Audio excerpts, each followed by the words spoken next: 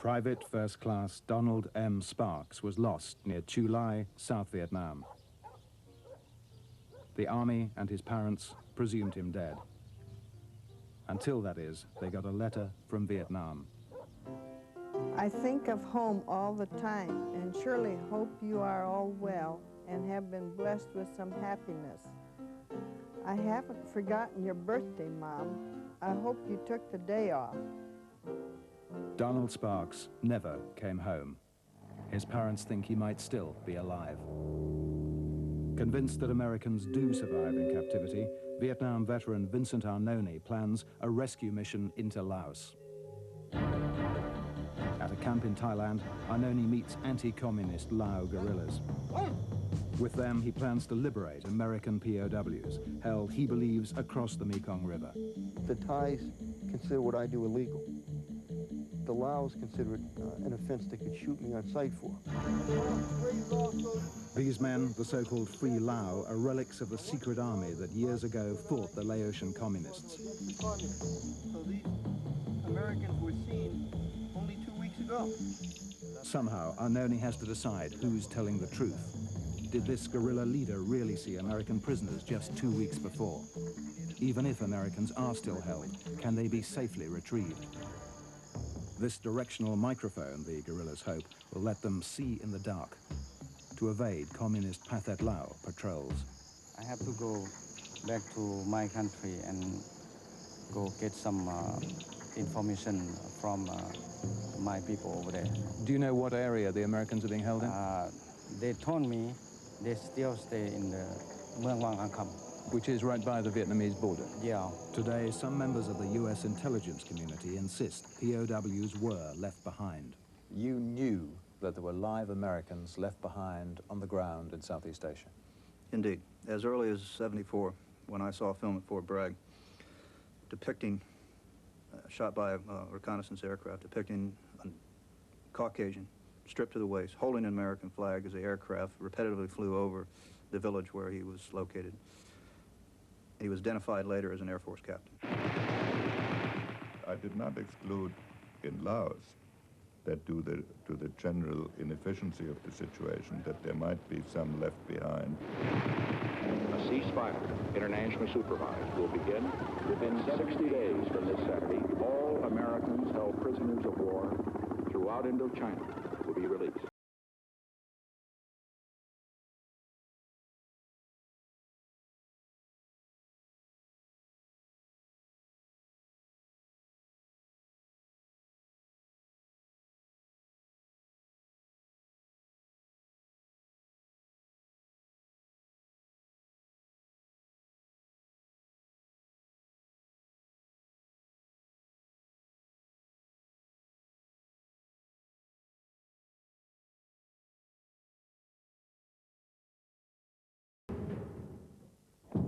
In their own eyes, the pilots who bailed out over North Vietnam were prisoners of war.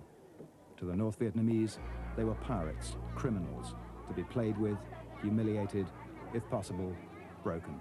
To stop the noise, they would put a bit in your mouth, which was usually a steel bar wrapped around the shorts of the man before you who had been tortured, and then drawn so tight that they would squeeze your nose, and if your eyes started to glaze over, they knew it was tight enough. And you screamed through your eyeballs because you could get no sound out. So you knew once they started this that if you vomited through your nose, you were dead, and there was nothing you could do to stop the pain while they were torturing you. This enemy would invest unlimited time in the psychological defeat of its prisoners. The first night in the main prison, they took me to a press conference downtown. They gave me my flying suit to put on. I remember the press coming forward and taking pictures of my feet, and later on it dawned on me that when I walked, I was just leaving blood footprints because my feet were raw. I was in shock and in deep pain. I was just vaguely aware of where I was and who was out there in front of me. It made no difference that Larsen's back was broken. They'd tie me up, bent over double. They'd pull the rope so tight that it cut off circulation. It cut the tendons in both of my arms, pulled the arm right out of the socket.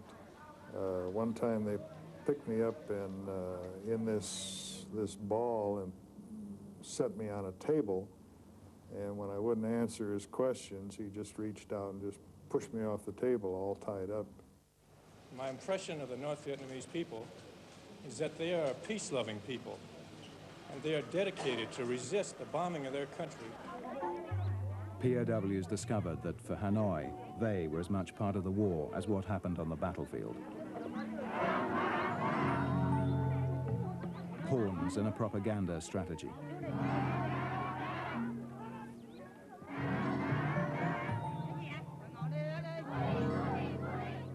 5 times I went through the ropes and things of that nature.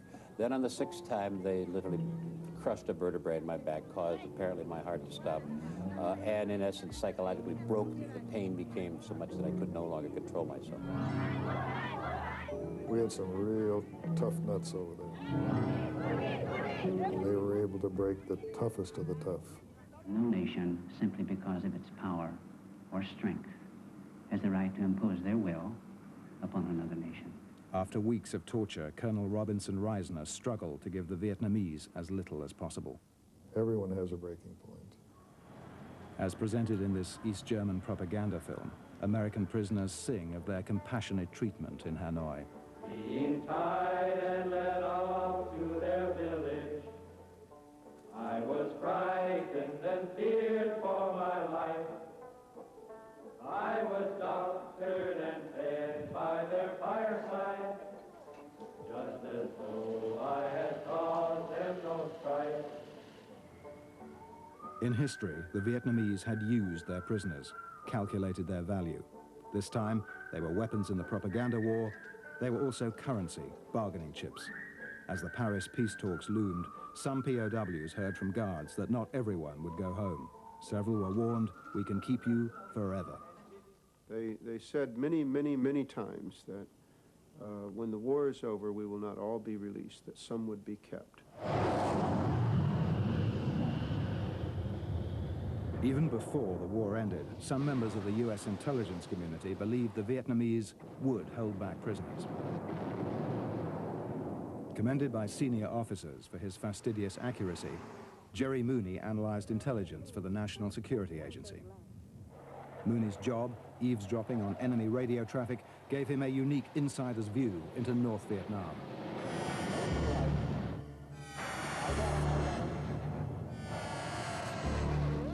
As the air war progressed, Mooney was listening. When a US plane was lost, he monitored Vietnamese military communications, then tracked the movement of American survivors. Normally, it was very stringent military communications, like they'd say, we have shot down an F-111 and have captured the 2 pirate bandit pilots alive. Mooney was able to follow prisoners by radio as they were moved from one Vietnamese unit to another. Very few, he says, were executed. The North Vietnamese, not me, but the North Vietnamese said they had captured them alive. And then with the correlated operational data from our side, it proved it. God damn it, that AAA scared me. As the war went on, Mooney listed pilots he knew had been left alive on the ground. We felt that we had enough information to prove that they were in hands, they were healthy, and they were alive. And they didn't come home? And they did not come home. Warned not to disclose classified information, nervous about talking publicly, Mooney lives on the northern edge of the United States, a refugee from the intelligence community. The clear message of NSA's radio intercepts, he says, was that the Vietnamese placed high value on certain prisoners, experts in weapons systems. They didn't go after them to kill them, they went after them to capture them. Because these were high-tech pilots, pilots with special knowledge, crews with special knowledge. You don't go out and take something and then throw it away if you really want it, and they wanted these gentlemen. Right. Number 1, Rocky. Okay, I got you. I don't have 2. No one disputes there were men alive on the ground who never returned. Mike Basilovac, whose F-105 crashed near Hanoi. Ron Dodge, filmed alive in Vietnam, whose body came back 15 years later. David Hardlicker, whose voice was heard on Pathet Lao radio, pleading for his release.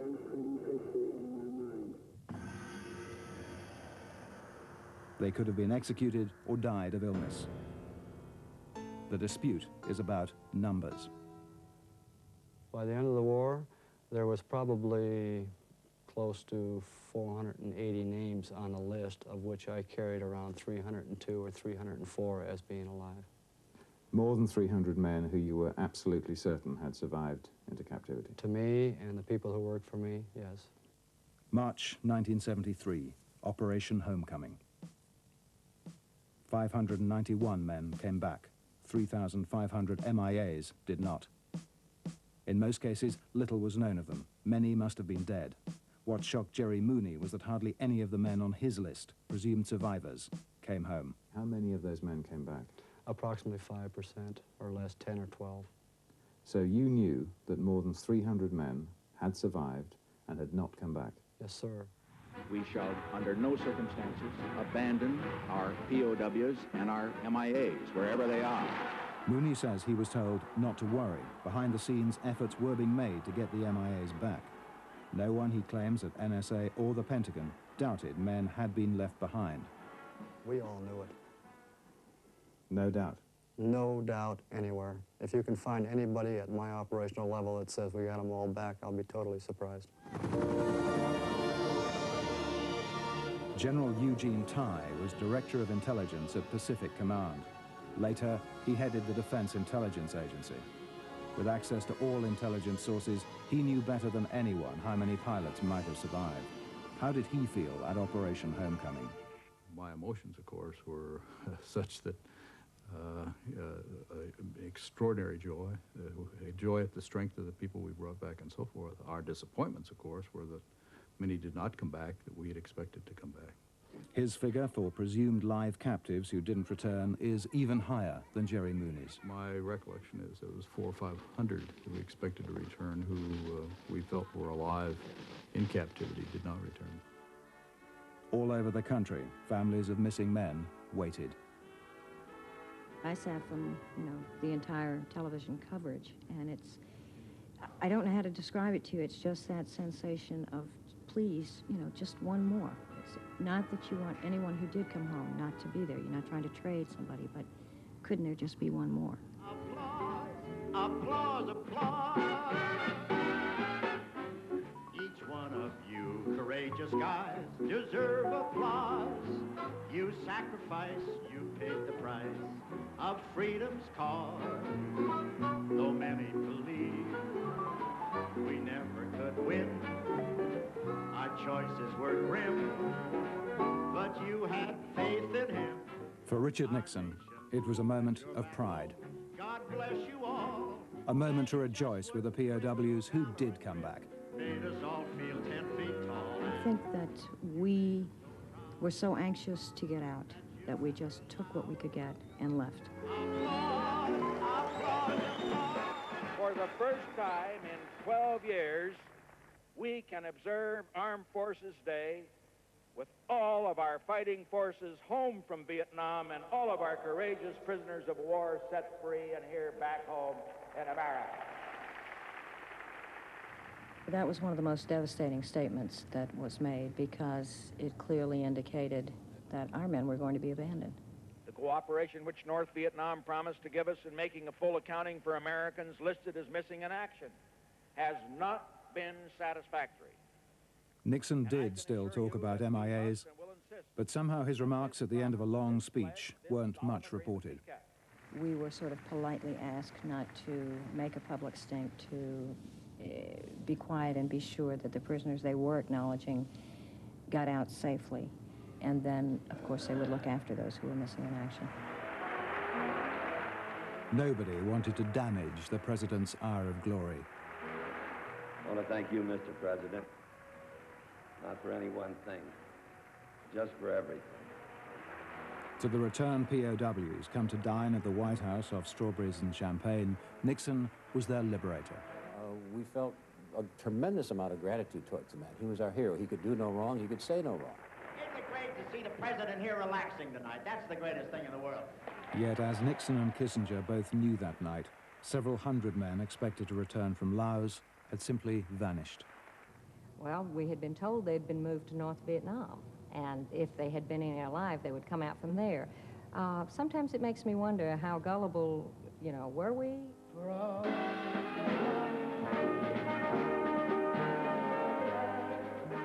Laird Gutterson was one of the very few POWs at the White House banquet who thought men had been left behind. Earlier, he'd been given a classified order not to get involved in the matter of the MIAs. When we sought to question the order, we were told not to discuss it out loud. Then we were asked if we understood it, and when we indicated we did, they collected the piece of paper and shredded it.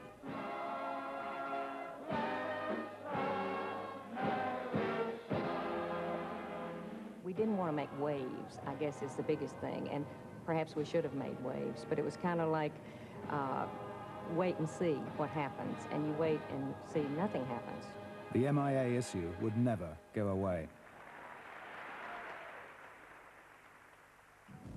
Today, there's first-hand evidence of live Americans left behind in Southeast Asia. European, American, and Asian eyewitnesses claim that POWs were retained by the Vietnamese. You work with those American people. They tell of Americans in prison camps, working in fields, displayed for propaganda.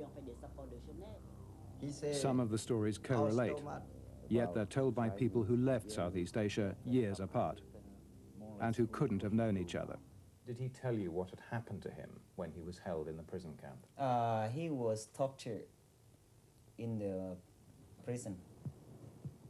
One refugee, now in the United States, nervous of being identified, says he saw Americans still in Hanoi right after Operation Homecoming. I saw them last time.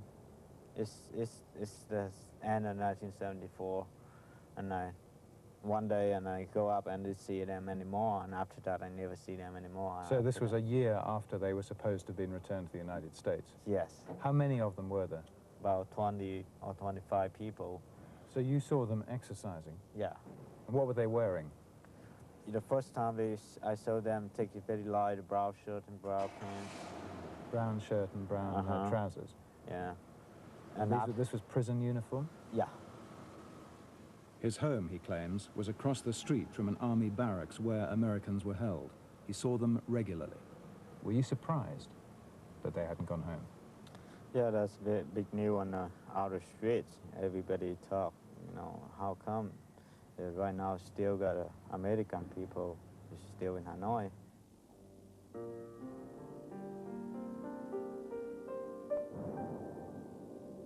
After the war, thousands of refugees left Vietnam for Europe and the United States.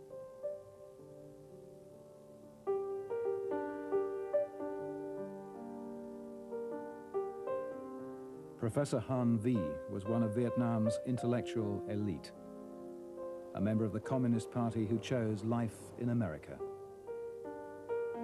Once he'd been part of Hanoi's privileged inner circle, artists and writers who served the party. Refugees like Han Vi, arriving in America, brought detailed claims of prisoners still alive. Marijuana 6, hi. Hi. The then Director of Defense Intelligence called it a tidal wave of human reporting, nearly 1,000 first-hand accounts. Han Vi described meeting Americans in Hanoi. We went to two places to interview them. At each, there were between 30 and 40 people.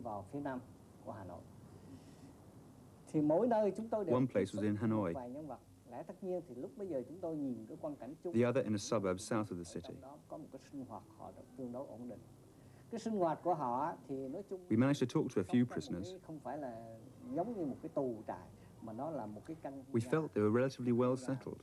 Their lives were spent not in prison camp, but in government houses made of corrugated iron, where they had beds and blankets.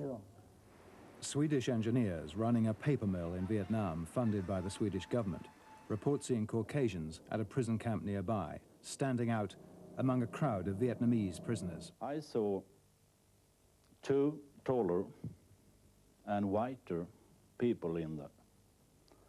And I mean, my memory today is that there was American. When prison guards noticed him watching, Arvling was arrested. The Swedish ambassador, he claims, told him to be discreet about what he'd seen Otherwise, he'd have trouble leaving Vietnam. The Defense Intelligence Agency, looking for firm evidence, was frustrated by stories that could neither be checked nor dismissed. In the confused border region where Thailand meets Laos and Cambodia, Craig Oliver, distributing food to refugees, claimed to have seen Caucasians. They had Pathet Lao guards. They looked very emaciated, dirty, ragged, weak. The clothing that they had was quite torn and tattered, and they were barely able to walk on their own. In the secret war in Laos, nearly 600 men were lost. Just 9 came back. They'd been picked up by the North Vietnamese. The rest, a couple of hundred men believed captured by the Pathet Lao, vanished. No American prisoner held in Laos was released from Laos. As far as I'm concerned, it continues to be a black hole.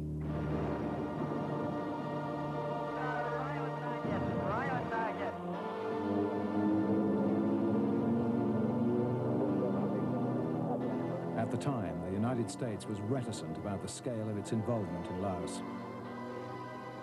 Royalist Laotian pilots, armed, trained, and organized by Americans, raided communist strongholds on the plain of Yars.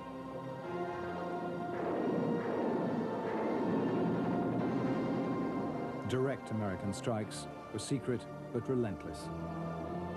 Up to 100 a day, flown by men like David Hardlicker, whose F-105 met enemy fire over northern Laos.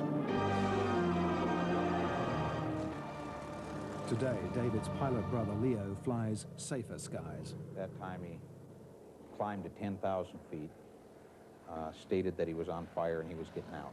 Leo thinks his brother may still be alive, a captive. To live in an environment where people despise you, they don't love Americans over there. They never have. We blew up their grandfathers. We blew up their sisters, their brothers. We bombed the nation. They'd have no love for a man like that, just living in that environment with only your memories and so on. It would be awful. Before the war ended, David Hardlicker's picture appeared in Pravda. He was alive. And I was appalled. I couldn't believe what I saw. From inside Laos, a clandestine radio station ran a tape of David's voice, pleading for his release.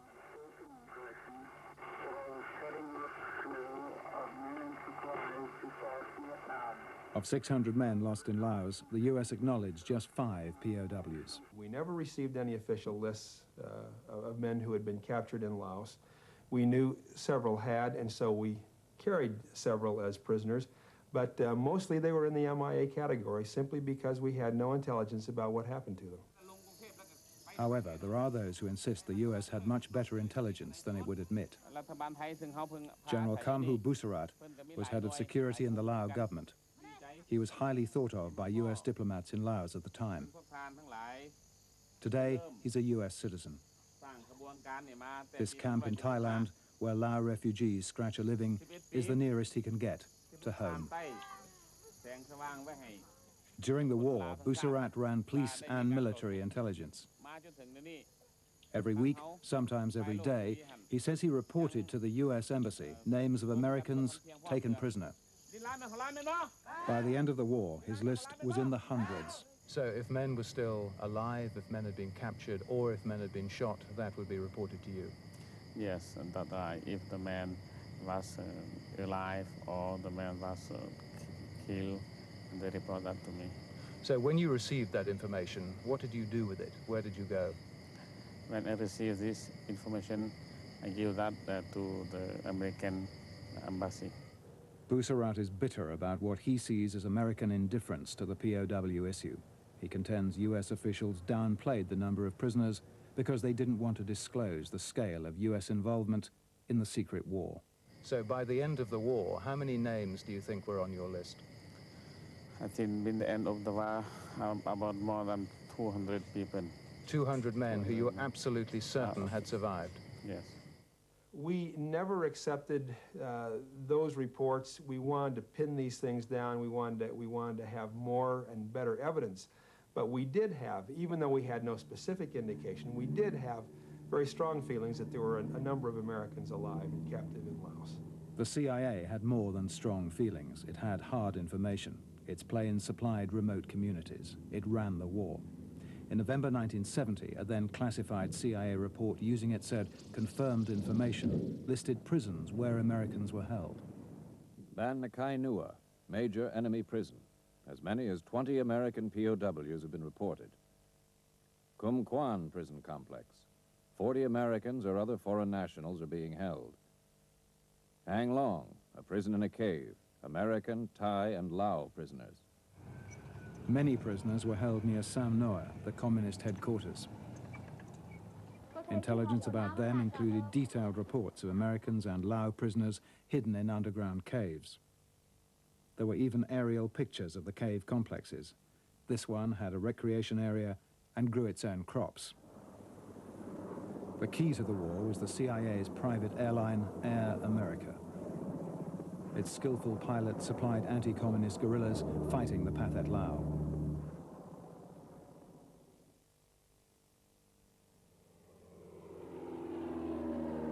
The guerrilla armies were headquartered in remote settlements upcountry, reachable only by air. Either behind him or off his left. Jean de Bruin was part of a crew dropping buffalo meat and rice to friendly forces. And as the plane gets over the drop zone, the C-46 goes vertically, and my brother was a kicker, which means that he needed to roll the pallets of rice out the back end of the airplane on the drop zone. The plane was shot down over enemy territory. De Bruin was imprisoned in the same camp as US Navy pilot Dieter Dengler. Eventually, Dengler escaped with the story of primeval conditions shared by prisoners. I was hanging at this tree on my feet, and they would bring a ball of ants, an ant ball. The ants live in those gigantic balls, and they shoved that. Oh, first they smeared honey in the face, and then they jammed that ball over your face, and it just makes it very miserable. Now I laugh about it, but then all the ants go in your nose, go in your ears, go down your throat, and I hung there, and I just kept passing out, and they cut you down, put water, and hang you up there again. In the worst camp, there was De Bruin. The guy looked out, and by the door had a red beard, and it was Jean de Bruin, and he said, "My name is Jean de Bruin." I said, "Oh, hi guys, hi Jean." Ghastly as it was, the communists went to great lengths to keep their prisoners alive. The policy of the country, of the government, the governing force, which was North Vietnamese, was keep them alive. The capital of Laos was still peaceful. For American families arriving to check on missing prisoners, it was like stepping through the looking glass. There was a king who hadn't been crowned, a monument whose cement had been stolen from US aid, and scores of military attaches who ran the war. The government nominally neutral, Vientiane was shared by Royalist Laotians, Americans, even the Pathet Lao, who went shopping every morning in the market. The chief communist representative in Vientiane was Soth Petrazi. And I said, "Quite frankly, Mr. Sut, what I have been doing is I came one halfway around the world just to find out if my brother is alive or dead. Now here is the picture that shows my brother in your prison. It was taken by your people." "Yes, I know of your brother's case," Mr. Sut said. "He's alive." I asked him in what condition were the prisoners being held, and he said, "They are being treated adequately." I said, "Where are they being held?" And he said, "In the Chapone area." A stream of worried families went to see Soth Petrazi. Repeatedly, he confirmed American pilots were being held. Mrs. Christos Bogages wanted to find out if her husband was alive. Mr. Soth was affable. He made that quite clear that they are here in Laos, but obviously there are some names known, but he said, "Why, if we cannot give a complete list, as Hanoi did when the bombing stopped in Hanoi," he says, "we cannot now." You were sure that there were live American prisoners at that time? Well, he certainly indicated to us that day that there were prisoners there. If he says there's a list, there's a list. So, how many prisoners did the Pathet Lao hold? In 1969, America asked about the fate of 158 men. Soth Petrazi agreed they were holding at least that number. By the end of the war, the figure was higher. Retrieving pilots shot down in Laos could be even harder than in Vietnam.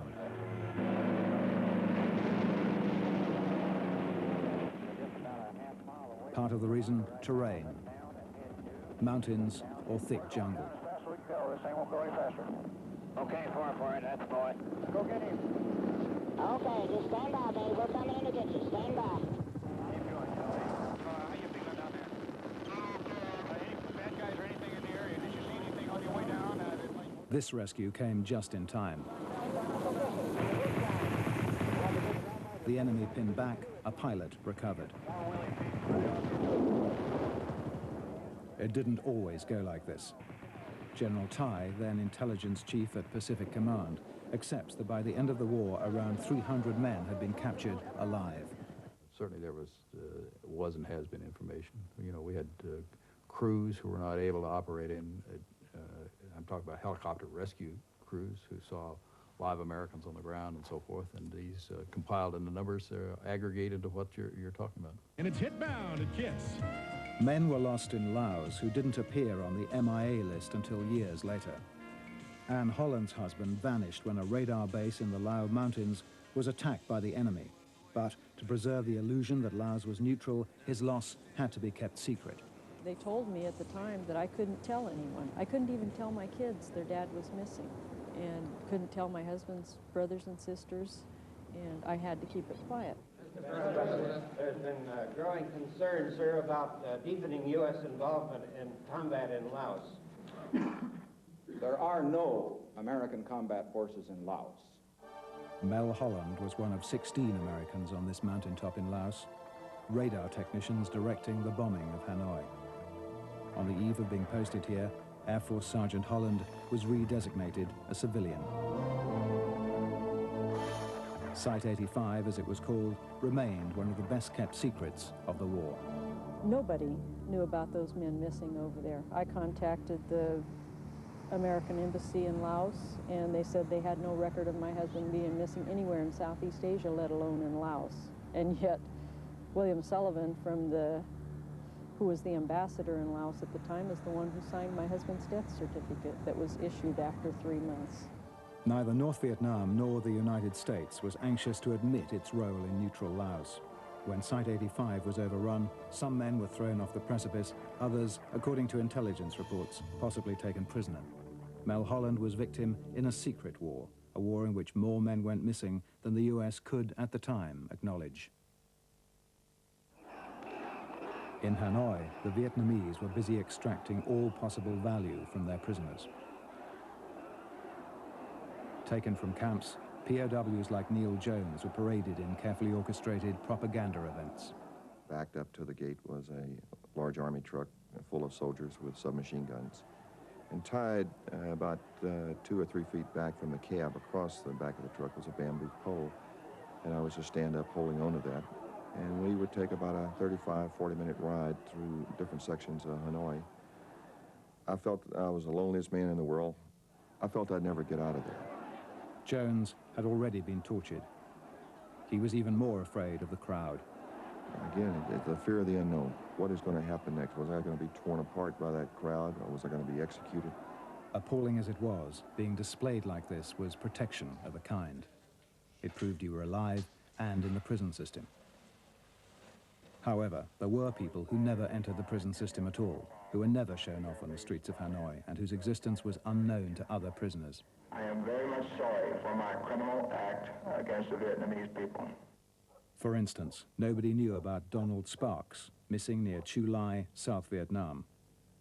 The army and his parents presumed him dead. Then, 1 year later, they got a letter from their son. I haven't forgotten your birthday, Mom. I hope you took the day off. Sparks was being held alone at a camp in the south. Then there is my kid brother. He is probably thinking of the service. He could probably get a hardship deferment and stay home if he wanted to. I have had a lot of time to think these past months. Often I am very ashamed of my past. Good Mom and Dad were always there to take over when I neglected work or got into trouble. His parents would never have known their son was alive had his letter not been found on the body of a dead Viet Cong.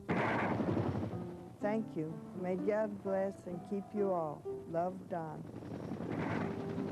He never entered the prison system and never came home. Jerry Mooney at the National Security Agency, busy sifting enemy radio communications, became increasingly puzzled. Men known to have been captured alive weren't showing up in the prison system. Many were backseaters, not pilots but electronic warfare specialists who understood new weapon systems, the same systems that might one day be used against the Soviet Union. These particular individuals would be held as special prisoners of war camps. They would be interrogated, and if there was any attempt or any indication that could be fruitful, we felt strongly that they would be moved on to more higher echelons. Mooney's intercepts revealed particular Vietnamese interest in getting intact an F-111. More controversially, he concluded from the intercepts they wanted men too, military specialists. You would have the early warning officer on board. You may have sophisticated weapon systems on board. You could have intelligence collectors that would have sophisticated gear or knowledge. So they would go after these people, specifically and dedicatedly, and get them. For interrogation? For interrogation. Mooney feared it was China and Russia who wanted the men on his list. What did you put against those names? What letters did you put against the names? MB, Moscow bound. That concern was shared by some backseaters flying into North Vietnam. Amongst them, Captain Mike Basilovac.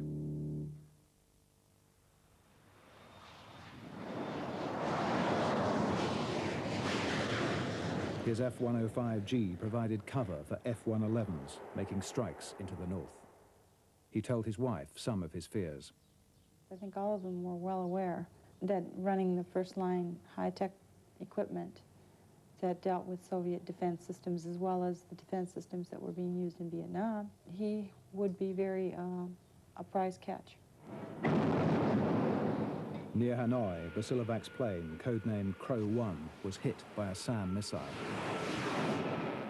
Crow-1's taking a hit. Crow-1, you're on fire. At the 2, right your wings. Okay, Crow-1 and 2 is bailed out.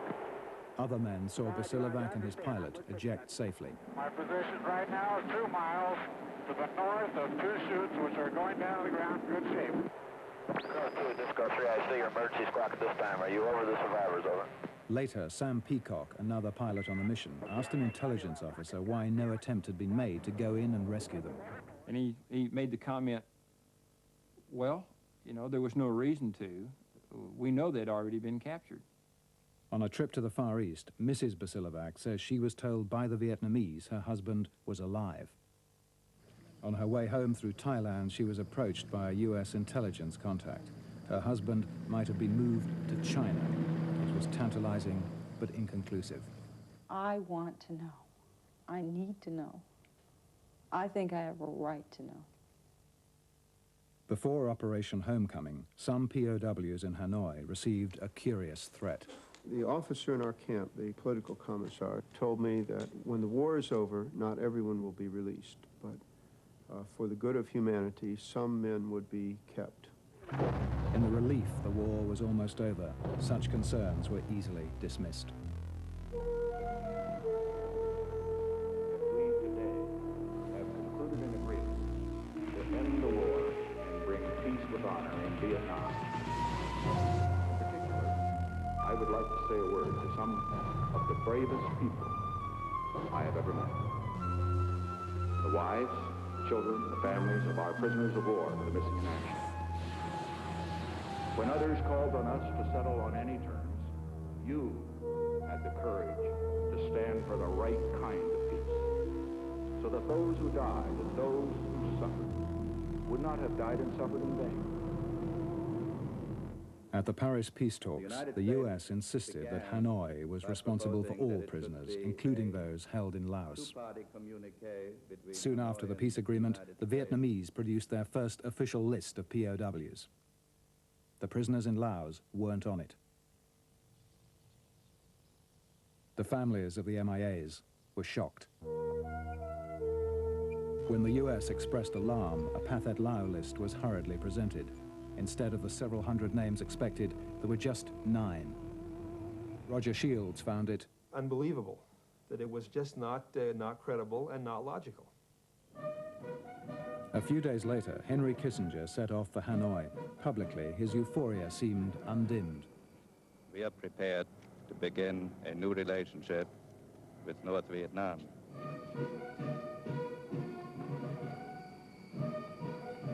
Privately, Kissinger would confront the Vietnamese with America's best evidence on surviving MIAs. Men like Ron Dodge, filmed in captivity. In fact, the evidence as such was incontrovertible. The Vietnamese claimed that they knew nothing about any of it, that they had given us a full list, that there were no other prisoners, but they promised to investigate. Pressing them again and again and turning around and walking out of the country with no strings attached are two entirely different things. In Paris, Kissinger made his final pitch to Lee Duc-Tho. On that occasion, he said they had investigated and there were no such prisoners, and my information must be incorrect or worse, a deliberate attempt to provoke them. February the 21st, a truce in Laos. After insisting they held only 9 prisoners, the Pathet Lao dropped a puzzling hint. The implication was there were more prisoners, but they wanted direct negotiations with the US, hence American recognition. We were told by the North Vietnamese, go talk to the Pathet Lao, which would have involved recognition, which we were not anxious to do, bargain with them separately for the American prisoners and for an accounting. Despite American threats, just 9 men came out of Laos. Then, US intelligence picked up its first sign of a Vietnamese policy to withhold prisoners. There'd been a meeting of district officials to discuss holding American and ARVN, South Vietnamese, prisoners hostage. At the meeting, it was made known that only a third of ARVN personnel have been released. Like an undisclosed number of US PWs, they were being detained as hostages. Did the Vietnamese decide, as a matter of policy, to keep back prisoners? The intelligence report would eventually be backed up by South Vietnamese prisoners fleeing Vietnam. Some claimed they'd been held with Americans in the area mentioned at the meeting. Vietnam's legendary Forest of Darkness, the U Minh, where this refugee reported seeing 2 Americans. I saw they are very tired, thin, The 2 men, both black, were made to cut down trees and punished if they didn't work hard. They don't have enough food to eat, no medicine at all. And how were they dressed? They dressed popular Vietnamese uniform, That means black shirts and black shirts? pants. Yeah, black shirts and black pants. Black pants, black trousers? Mm-hmm. The Vietnam War ended with the world order, in one sense, undisturbed. The US still mightily wealthy, Vietnam one of the poorest countries in the world. Hanoi wanted American money, and Nixon, in a letter to North Vietnam, promised to provide it. It would be an investment in peace, a way of guaranteeing the ceasefire. However, there was a problem. In Congress, nobody wanted to give a cent to the men who tortured POWs. Under the circumstances, you would never expect the Congress to appropriate. As a matter of fact, it would have been political death for any congressman to have voted reparations for Vietnam after the war. General Tai concluded the Vietnamese would hold Americans prisoner until reparations were paid. There was certainly enough evidence that, in my judgment, to convince me there were live Americans still held out there. In the aftermath of war, thousands of refugees fled Vietnam. Amongst them, party members and government officials from North Vietnam, arriving in Europe and the United States. Many reported that American prisoners were still held. In Geneva, a former official of the Hanoi Foreign Ministry described seeing American prisoners after they were supposed to have gone home. He asked a party leader why they'd been kept. These people, these prisoners, were carrying tools, spades, for example. I was concerned. I asked him, why are these prisoners still in our country, instead of sending them back home? He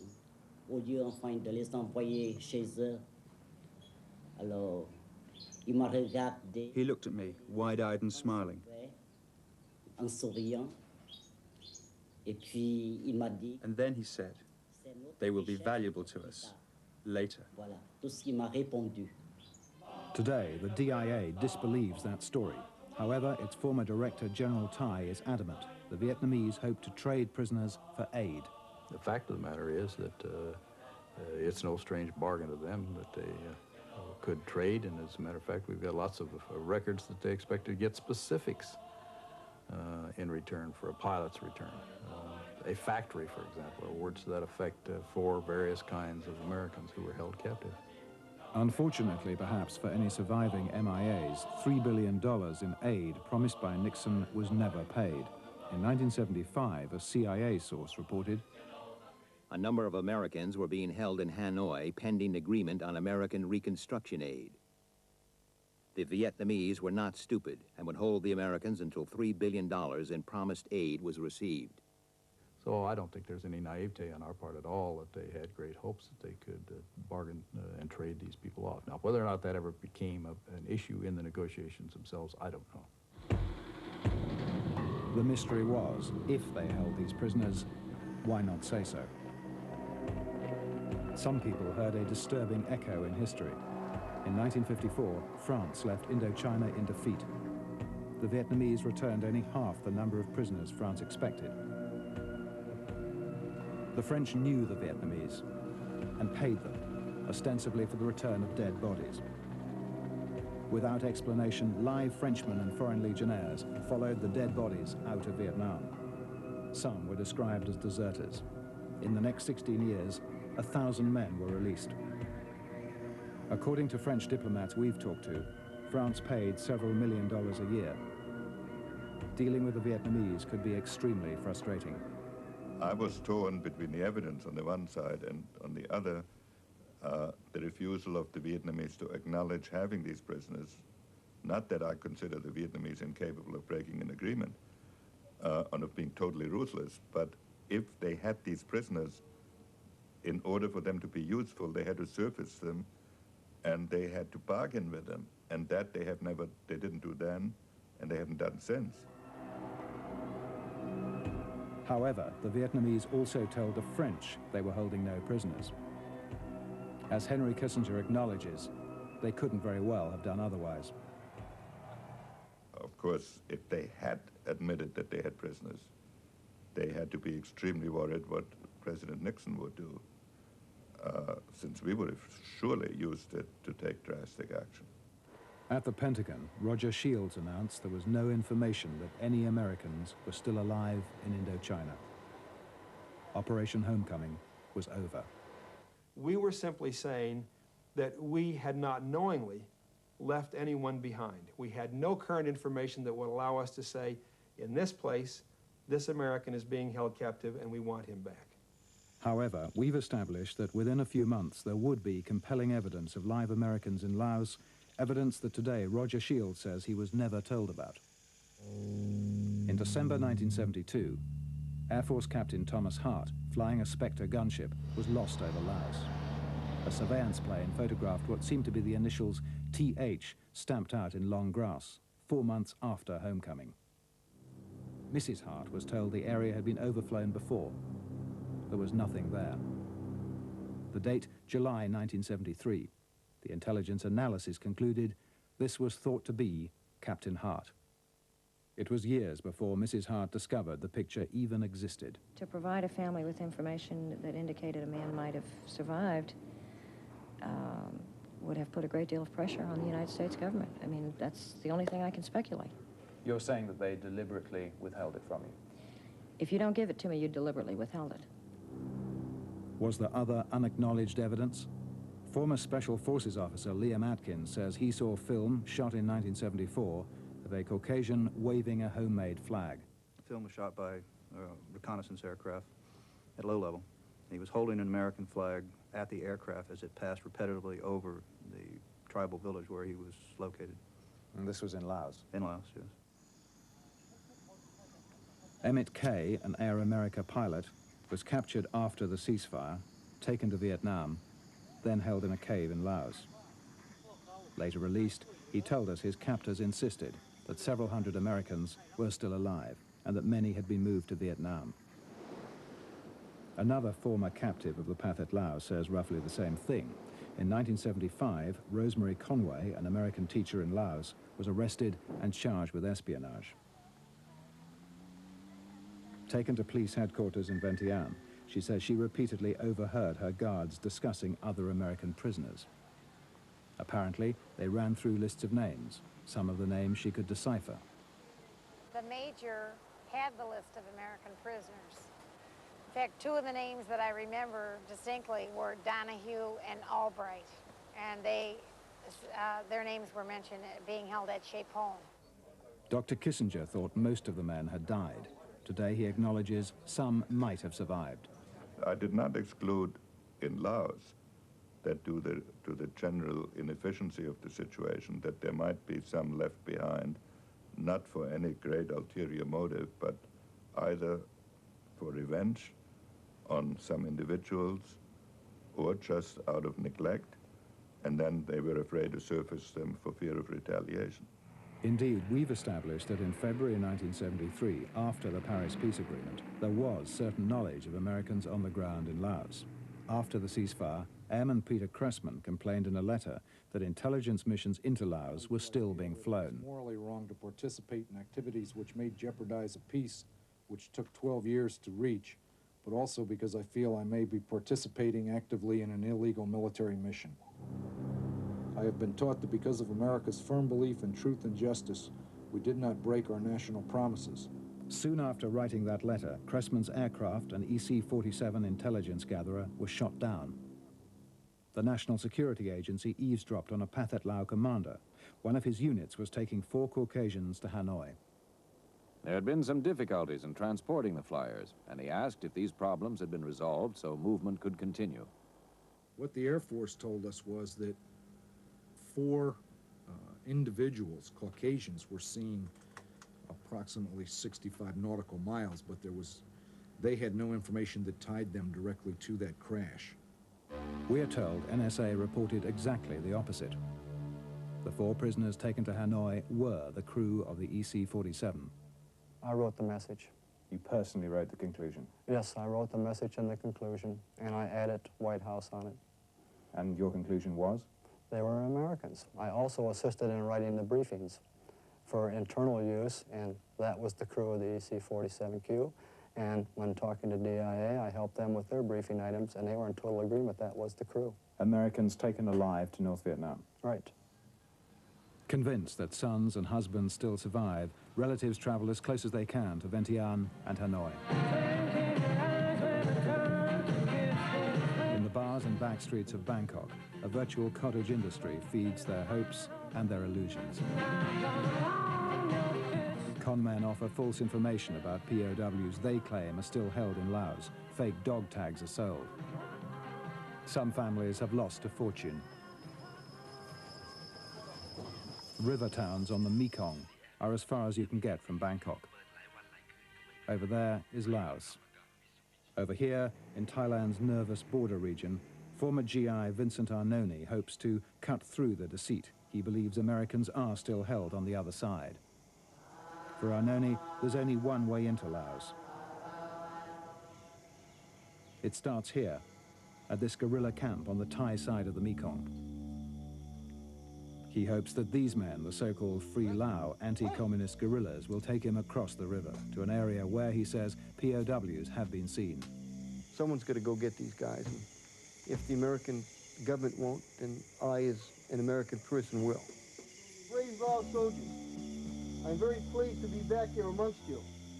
I want you to know that my people and I believe in your struggle against the communists. The belief I have in them is that I've placed my life in their hands to go with them to either reconnoiter the area myself, or to wait in Laos while they do so, or to perhaps effect a rescue of some kind. And my people. Arnone doesn't care that others dismiss him as a Walter Mitty. He's more concerned about the Pathet Lao. I have no qualms about what they'll do to me if they get me. They might shoot you. They might. So these Americans were seen only 2 weeks ago. This guerrilla leader says live American prisoners were seen in the area just 2 weeks before. And how many have your men seen? They told me that in the area of Chapone, 2 American POWs exist now. They're in fairly good condition. Now we do not talk of information that is months old, or many weeks old, but now only days. Trouble is, the Free Lao have an axe to grind. Talk of POWs in Laos is a good way to engage American support against their enemy, the Pathet Lao. And this is all I've wanted to do for the last 7 years now. And hopefully it will take just a very short time. Has it ever occurred to you that maybe these people are telling you what they think you want to hear? Sure, it's occurred to me. And it's a calculated risk, isn't it?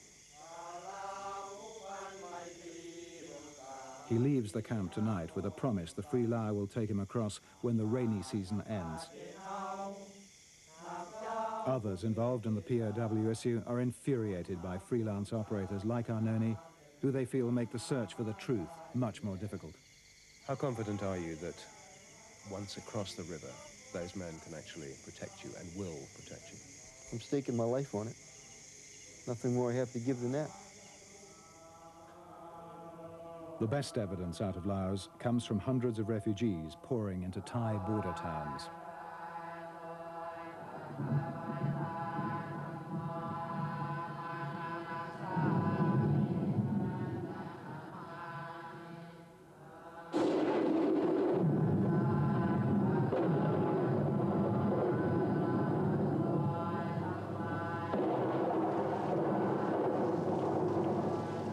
Some of the refugee evidence correlates. Once it was backed up with US satellite photos suggesting the presence of Caucasians at a jungle camp in central Laos. Intelligence files contain refugee reports which the Defense Department evidently took seriously. Source was polygraphed. Results substantiate source's claim that he had in fact observed Caucasians. In the jail, there's many people that cannot talk English. This refugee, now living in the United States, claims to have been held with 2 named Americans at a prison camp in northern Laos. The year 1978. This is the name of the camp, Hoi Lang. The camp, as his homemade map indicates, held a fairly large number of prisoners. 270 people. 270 people? Yes. And these are Laotians? Yes, Lao, Chinese, and 2 Americans. He claims he was held in the next cell to the Americans. So in cell number 10 and cell number 11? Yes. The 2 Americans are held? The 2 Americans. And you are in cell number? This number 9 is me living. He was told to wash one of the prisoners and cut his hair so he could be moved to Vietnam. After his bath, the American prisoner was handcuffed once more. When finished, take a bath, put the handcuffs again. Not long afterwards, he says he found the American dead in his cell. He was shocked by what he saw. Yeah, I think the rat eat eye and ear. The rat? Yeah, the rat eats the eye and ear. The prisoner, whose name Somdi gave us, was buried nearby. He thinks the other American may afterwards have been transferred to Vietnam. Another former prisoner of the Pathet Lao describes meeting an American on the run from his camp. He says he advised him to go back, that escape was impossible. The incident apparently took place near Phong Sa-Li, a town in northern Laos. The man was terribly thin. Oh, every prisoner knows enough food to eat. What language were you talking to him in? In Laos language. So he spoke a little bit of Lao? They have accents American, but Laos language. He was trying to escape, was he? I'm sure. Some intelligence comes from the Thai army. On the one hand, units posted up here on the border try to stop illegal crossings of the Mekong. On the other, Thai special forces have been known to mount covert missions into Laos and Cambodia. Thai officers say off the record that the refugee stories are often true. Some US intelligence people agree live Americans may survive today. I suspect they were the prisoners of a number of the factions throughout Laos. and that they are very valuable in terms of bargaining materials and are still in that status, those that are still alive. There's only one way to find out. Go in and see. This guerrilla group will check stories of Americans on the border between Laos and Vietnam. A directional microphone supplied by the family of an MIA will let them see in the dark to evade Pathet Lao patrols. I have to go back to my country and go get some information from my people over there. Do you know what area the Americans are being held in? They told me 1986 American prison, they still stay in the Muang Wang Ang Kham. Which is right by the Vietnamese border? Yeah, by Vietnamese border.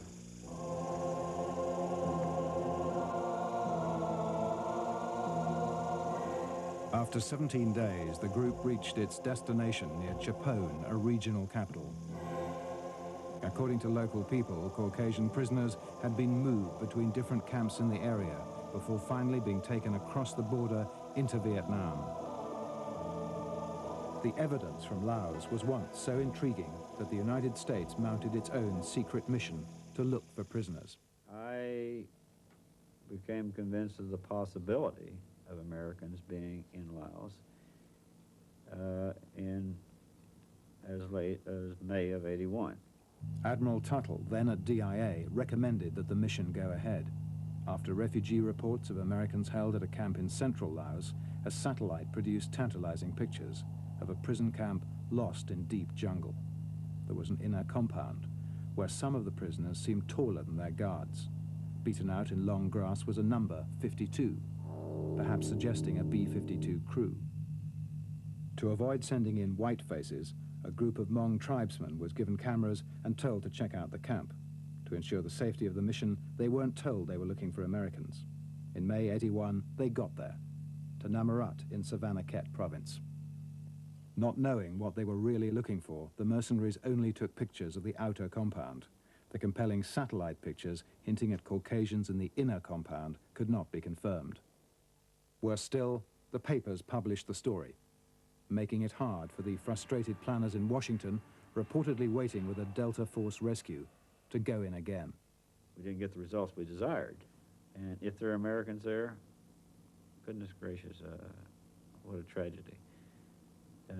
Regardless, there's a 2,400 at that time, 2,500 that we still have to account for. Long after the mission to Namarat, refugees would continue to report live Americans in Southeast Asia. This man, now living in the United States, says he saw 2 Americans at a Vietnamese naval base in 1982. According to an officer, they'd been captured in Laos. Hai người Mỹ đó họ mặc áo tù binh của Việt Cộng màu xanh lá cây, đi dép. These 2 Americans wore green Viet Cong prison uniform, rubber sandals, and were guarded by 2 Viet Cong carrying guns. Của Việt Cộng đi kèm mang súng canh chừng. I knew they were Americans because the commander told me there was an American prison camp on the base. They were pale and thin. One of the most extraordinary stories from Vietnam concerns Bai Bang, a huge Swedish-run paper mill, Vietnam's largest foreign aid project. Some of the Swedes heard there was a prison camp nearby. Engineer Lars Avling and a colleague decided to take a look. It was a prison, fence, bamboo around there, typical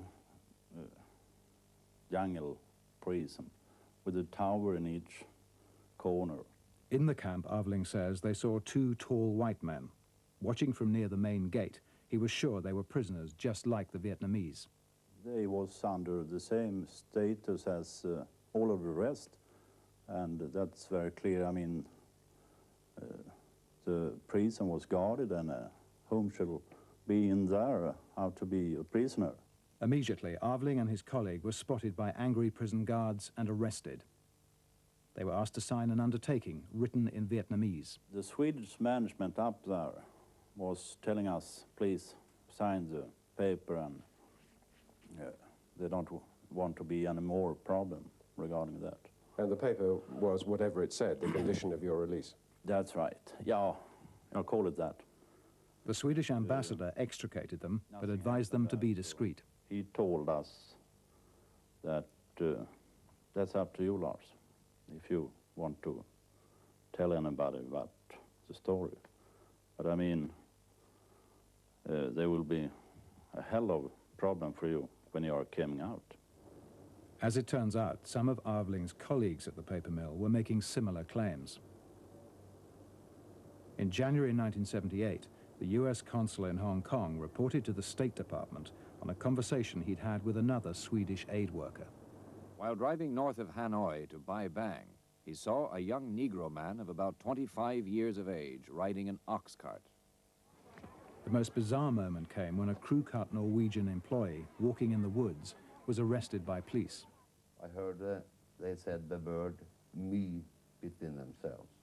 Me means American in Vietnamese. After a long wrangle with police, Gooding got the impression they thought he was an escaped American. Nearly 1,000 refugees claimed to have seen Americans in Vietnam. About 100 of them described an American living openly in Hanoi. That turned out to be Marine Bobby Garwood. I want to see my family, you know. It's been a long time. In 1979, Garwood came home to face charges of collaboration. If they weren't lying about him, thought General Tai, why would they lie about seeing other Americans? I would suspect eventually some people can come to the conclusion it's all a great big show, and that there's no truth in any of the reports that you get, that somehow or other somebody is manipulating a large body of people all over the world to contrive to have them all report out that they've seen Americans at the same time or on a continuing basis. I find it very difficult to believe anybody can orchestrate that kind of a proposition. Throughout the 70s and 80s, the Vietnamese made repeated attempts to link the MIA issue with concessions from the United States. Aid, admission to the UN, recognition. They would talk of providing a better accounting, searching for graves. Always, they denied they were holding live Americans.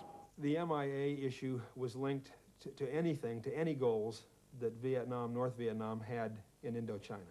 There were various attempts to settle the issue by diplomacy. President Carter sent Leonard Woodcock, the labor leader, to Hanoi. On the eve of his departure, a CIA source reported, "There are American POWs still in Vietnam, and they would not be released until U.S. financial aid was forthcoming."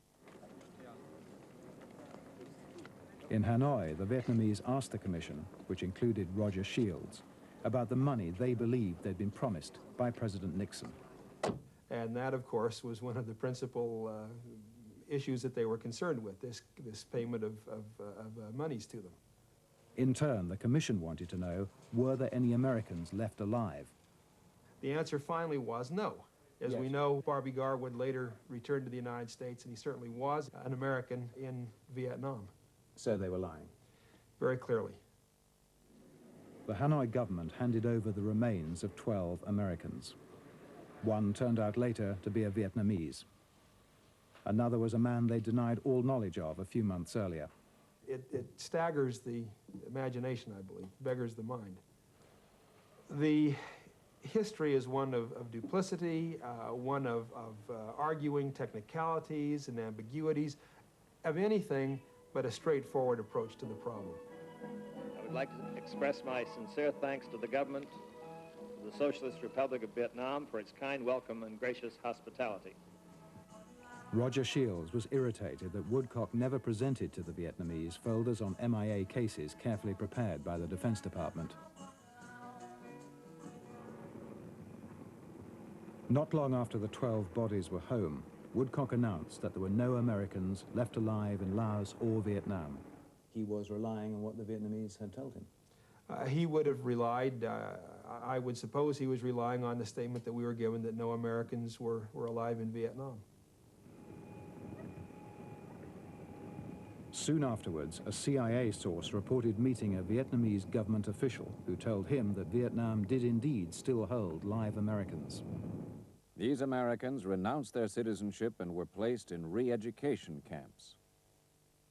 They will be expected to admit to their crimes and make a self-criticism, at which time they will be either set free and permitted to remain in Vietnam as full citizens or be sentenced.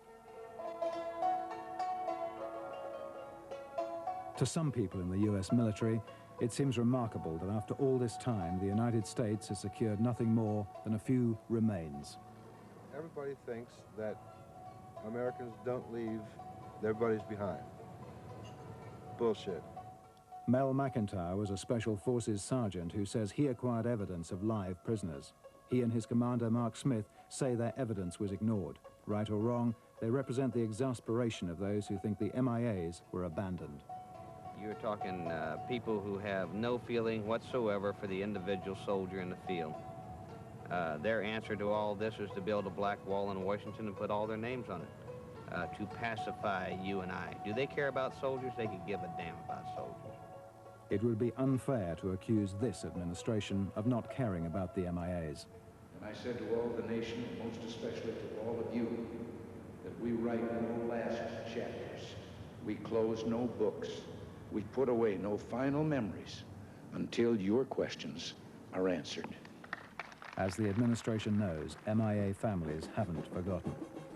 The answers have been long coming.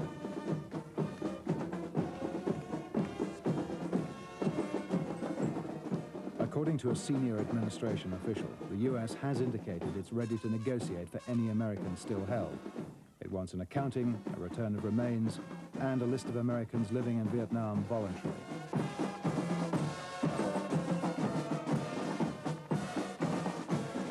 The release of anyone who survived years of hardship now depends on finding a formula that would allow Washington to make concessions and Hanoi to produce prisoners. On both counts, that's unlikely. I would think if anyone has survived, the last thing we should do is pay ransom or acknowledge that they are entitled to something for breaking an agreement for 14 years to the untold suffering of the victims. After all the years of pressure, the congressional inquiries, the intelligence stories, Jerry Mooney can't understand why there's nothing to show for it. All thunder, no lightning. We talk and talk and talk, and yet nobody goes out and does anything.